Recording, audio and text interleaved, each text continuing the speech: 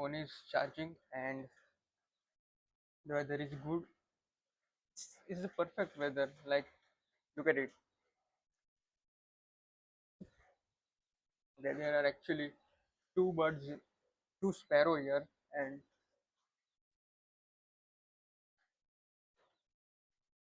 they are doing something. I don't know. Anyways, perfect weather to read. So, chapter 30.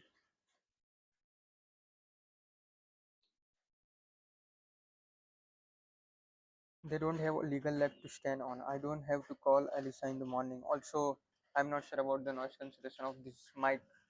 You might be hearing the noise of these vehicles and motorbikes, cars. I'm not sure. So let's just start. I don't have a legal leg to stand on. I didn't have to call Alisa in the morning. She showed up and found me. Rest assured, we will shut this down. My father will be meeting with Zara and Constantine later today. Listen, I asked Zara's husband, Kia's uncle. I thought they know, of course, that they stand to.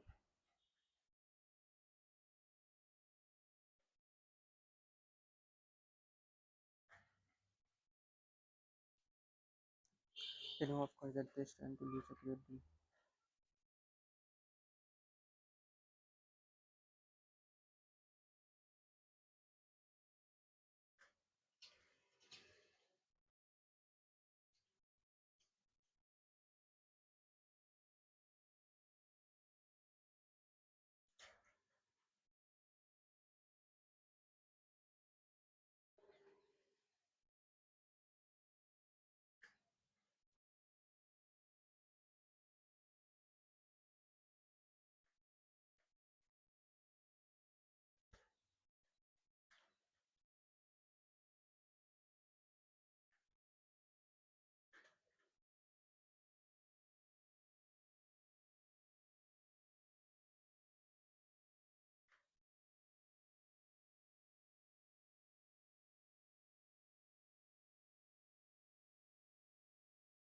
It was longer than any of the Hawthorne grandsons, except Nash had been alive. His beast inherited his daughter 20 years ago and never told him, apparently so.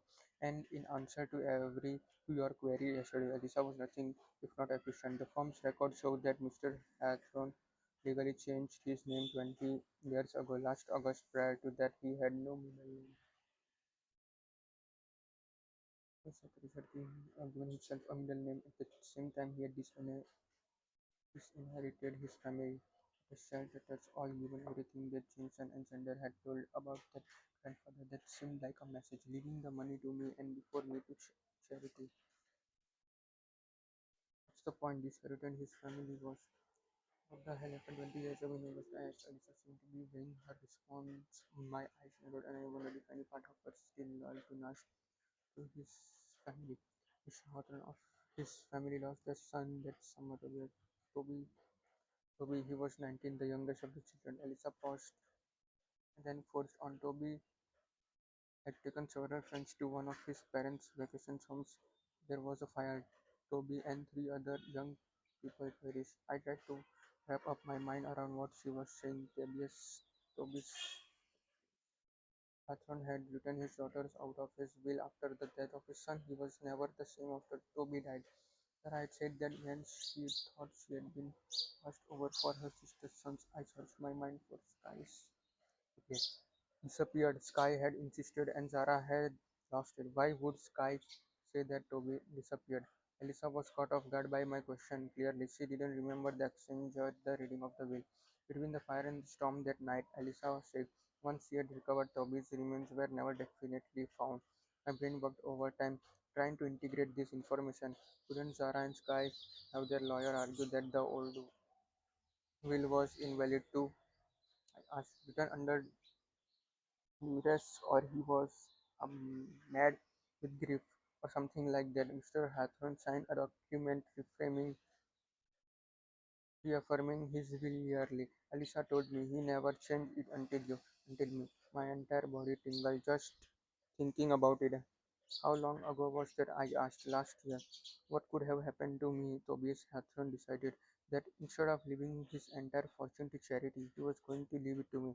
Maybe he knew my mother, maybe he knew she died, maybe he was sorry. Now, if your curiosity had been sated, Elisa said, I would like to return to more pressing issues. I believe my father can get a handle on Zara and Constantine.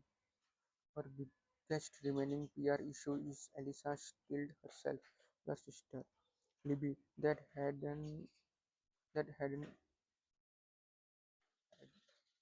not had, that hadn't been what I was expecting. It's to everyone benefit if she lies low. How could she possibly lie low? I asked. This was the biggest story on the planet. For the immediate further, I advised her to stay on the estate, Alisa said, and I thought about Libby's comment that she had nothing but time. Eventually, she can think about charity work if she would like, but for the time being, we need to be able to control the narrative, and your sister has a way of drawing attention. I wasn't sure if that was a reference to Libby's fashion choices on her black eye. Anger bubbled up inside me. My sister can wear whatever she wants, I said flatly. She can do whatever she wants. If Texas High Society and the tablets didn't like it, that's too damn bad. This is a delicate situation, Elisa replied calmly, especially with the press and Libby. She hasn't talked to the press, I said, as sure of that as I was of my own name. Her ex-boyfriend has her mother has. Both are looking for ways to cash in. Alisa gave me a look. I didn't need to tell you that most lottery winners find their existence made miserable as they drown in requests and demands from family and friends. You are blessedly short on both. Libby, however, is another matter. If Libby had been the one to inherit instead of me, she would have been incapable of saying no. She would have given and given to everyone who managed to get their hooks in her. We might consider a one-time payment to the mother, Alisa said, all business, along with a non-disclosure agreement preventing her from talking about you or Libby to the press. My stomach rebelled at the idea of giving money to Libby's mom.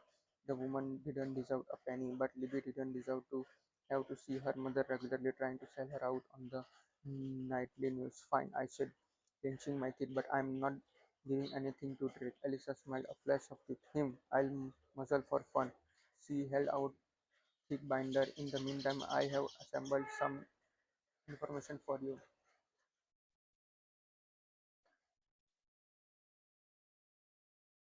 I have I have assembled some key information for you, and I have someone coming in this afternoon to work on your wardrobe and appearance. My what? Maybe, as you said, can wear whatever she wants, but you don't have the luxury, Elisa shrugged. You are the real story here. Looking the part is always step one. I had no idea how this conversation had started with legal and PR issues we thought through Hawthorne family tragedy and ended with me being told by my lawyer that I needed a makeover. I took the binder from Elisa outstretched and tossed me on the desk, then headed for the door. Where are you going? Elisa called after me. I almost said the library, but Grayson's warning from the day before was still fresh in my mind. Doesn't this place have a bowling alley? I really was a, it really was a bowling alley. In my house, there was a bowling alley in my house. As promised, there was only 4 lane, but otherwise it had everything you expected a bowling alley to have.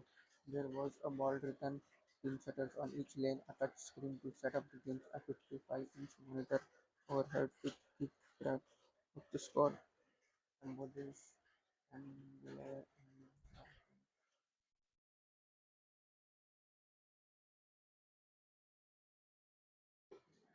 hmm.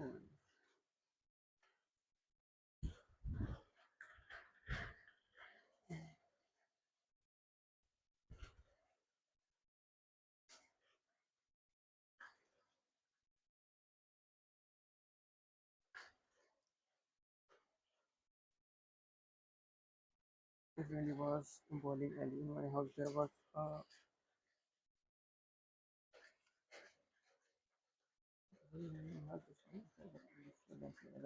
everything you expect a bowling alley to have. There was a board-written pin shutters on each line, a touchscreen to set up the games, a 55-inch monitor overhead to keep track of the score and the zone. On all of it, the balls, the links, the touch screen, the monitors was an elaborate letter H. I tried not to take that as a reminder that none of these was supposed to be mine. Instead, I focused on choosing the right ball, the right shoes, because there were at least 40 pair of bowling shoes on the left to the side. Who needs 40 pairs of bowling shoes? Tapping my finger against the touchscreen, I entered my research AKG. Instant letter, a welcome flash across the monitor. Welcome to Hotel House. Every 5 grams. The hairs on my arm stood up. I doubted programming my name into this unit had been a top priority for anyone the last couple of days, and that means was it you? I asked out loud, addressing the words Pluto which had thrown at one of his last acts on Earth. Being to program this welcome, I pushed down the receiver at the end of second day. Things were waiting for me. I picked up my ball, 10 pounds with a silver edge on dark green background. Back home, the bowling alley had offered 99-cent bowling one summer. My mom and I had gone every time. I wished that she were here, and then I wondered if she were alive, would I even be here? I wasn't a hawthorn unless the old man had chosen me randomly, unless I had somehow done something to catch his attention. His decision to leave everything to me had to have something to do with her. If she had been alive, would he have left the money to her? At least this time I wasn't addressing Tobias Hawthorne out loud. What made you sorry for? Did you do something to her? Not do something to her or for her? I have a secret. I heard my mom saying I threw the ball harder than I should have and hit only 2 pins. If my mom had been here, she would have mocked me. I concentrated then and bowled. 5 games later, I was covered in sweat and my arms were aching. I felt good enough to venture back out into the house and go hunting for the gym. A thick complex might have been a more accurate term. I stepped out onto the basketball court. The room jutted out in an L shape with two heights benches and a half dozen workout machines in the smaller part of the L. There were there was a door in the back wall. As long as I'm playing Dorothy in Oswego, I opened it and found myself looking up a rock climbing wall stretched out of stories overhead. A figure grappled with a near vertical section on the wall, at least 20 feet up, with no harness tension. He might have sensed me somehow. Ever climbed one of these before he called down. Again, I thought of Grayson's warning, but this time I told myself that I didn't give a damn about the Grayson Hawthorne had to say to me.